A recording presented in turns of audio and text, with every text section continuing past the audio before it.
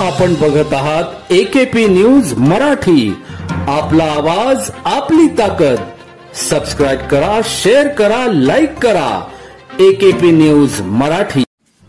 आदिवासी विभागाच्या वतीने अन्नपूर्णा सेंट्रल किचन सुविधा सुरू करण्यात आली आहे।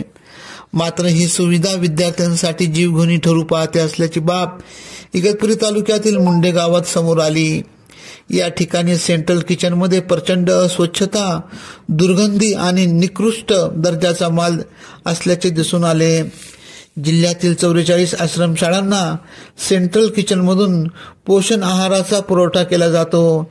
या शाळांमधून सुमारे 18,000 आदिवासी विद्यार्थ्यांना हा पोषण आहार दिला जातो।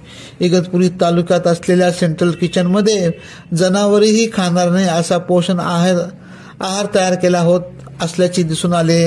याबाबत सतत येणाऱ्या तक्रारीच्या पार्श्वभूमीवर आमदार हिरामन खोसकर व आदिवासी काँग्रेसचे उपाध्यक्ष लकी जाधव यांनी थेट सेंट्रल किचनला भेट देत येथील व्यवस्थेचा पर्दाफाश केला। बाजारात व्यापारी घेत नसलेला 2 नंबरचा भाजीपाला येथे वापरला जातो।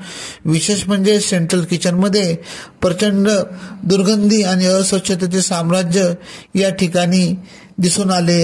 या सेंट्रल किचन मधून विद्यार्थ्यांना सडलेला भाजीपाला व जनावरही खाणार नाहीत असे कडधान्य पुरवले जाते। त्याचप्रमाणे विद्यार्थ्यांना अर्धवट भाजलेल्या चपात्या पुरवल्या जातात।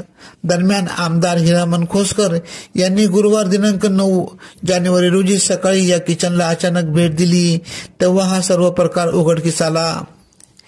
AKP न्यूजसाठी विशेष प्रतिनिधी भगीरथ आतकरी, इगतपुरी, नाशिक।